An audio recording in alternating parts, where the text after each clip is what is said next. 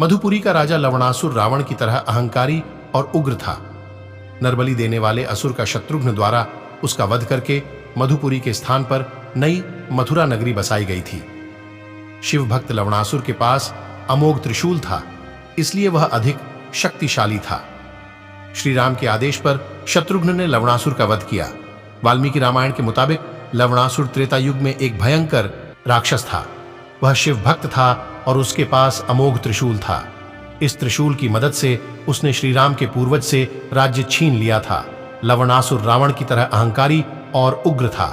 वह अक्सर साधु संतों को परेशान करता था। लवणासुर ने नरबली भी दी थी।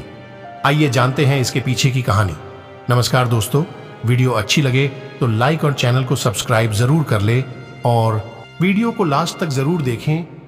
जब भगवान श्री राम अयोध्या के राजा बन चुके थे, तब श्री राम का राज दरबार सभी के लिए खोल दिया गया था। अयोध्या की प्रजा उनके पास अपनी समस्याएं लेकर आती थी और न्याय मांगती थी।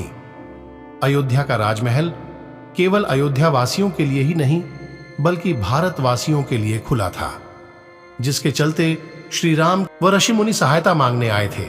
तब श्री राम ने अपने सबसे छोटे भाई शत्रुघ्न को मथुरा जाकर उनकी समस्या का समाधान करने का आदेश दिया था। इसके बाद शत्रुघ्न को मथुरा का राजा नियुक्त कर दिया गया। आर्षि च्यवन ने महाराज राम को बताया कि मथुरा का राजा लवणासुर, जो मधु नाम के दैत्य का पुत्र है, वह मथुरा में रहने वाले आर्षि मुनियों को मारकर खा जाता है। वहां रहने वाले आर्षि मुनियों ने आसपास के कई राजाओं से सुरक्षा करने की गुहार लगाई, लेकिन सभी लवणासुर के पास भगवान शिव के त्रिशूल के होने से भय खाते थे। इसलिए कोई भी राजा लवणासुर से टकराने का कदम नहीं उठाता था। लवणासुर के पिता मधु एक दैत्य होने के साथ ही धर्माता भी थे। वे रोजाना ब्राह्मण सेवा करते तथा असहाय लोगों की रक्षा करते थे।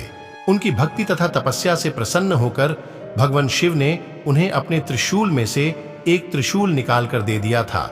उन्होंने मधु से कहा कि इस त्रिशूल से उसे सदा विजय मिलेगी और यह उनके शत्रुओं का विनाश करके उनके पास वापस लौट आएगा।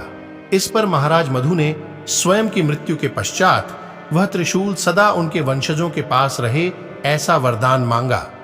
भगवान शिव ने यह वरदान देने से तो मना कर दिया, लेकिन कहा कि उनकी मृत्यु के पश्चात यह त्रिशूल केवल उनके एक पुत्र के पास रहेगा तथा उसकी मृत्यु के पश्चात भगवान शिव के पास लौट आएगा। लवणासुर का वध करने के लिए श्री राम ने अपने सबसे छोटे भाई शत्रुघ्न का चुनाव किया तथा उसे मथुरा जाकर उससे युद्ध करने का आदेश दिया। इसके साथ ही उन्होंने शत्रुघ्न को मथुरा का नया राजा भी नियुक्त कर दिया, क्योंकि लवणासुर के मरने के बाद मथुरा राजा विहीन हो जाती। ऐसे में वहां की प्रजा को एक नए राजा की आवश्यकता होती। इसके साथ ही भगवान श्री राम ने शत्रुघ्न को भगवान विष्णु का एक बाण दिया, जिससे लवणासुर का वध किया जा सके। उन्होंने लवणासुर पर तब आक्रमण करने को कहा जब उसके पास भगवान शिव का दिया हुआ त्रिशूल ना का नया राजा भी नियुक्त कर दिया, क्योंकि लवणासुर के मरने के बाद मथुरा राजा विहीन हो जाती। ऐसे में वहां की प्रजा को एक नए राजा की आवश्यकता होती। इसके साथ ही भगवान श्री राम ने शत्रुघ्न को भगवान विष्णु का एक बाण दिया, जिससे लवणासुर का वध किया जा सके। उन्होंने लवणासुर पर तब आक्रमण करने को कहा जब उसके पास भगवान शिव का दिया हुआ त्रिशूल ना हो। भगवान श्री राम का आदेश पाकर शत्रुघ्न मथुरा गए तथा लवणासुर से युद्ध किया। युद्ध के दौरान शत्रुघ्न ने लवणासुर का वध कर दिया। लवणासुर के मरते ही वह त्रिशूल भगवान शिव के पास चला गया। इसके पश्चात शत्रुघ्न मथुरा के नए राजा बने और वहां का राज सिंहासन संभाला।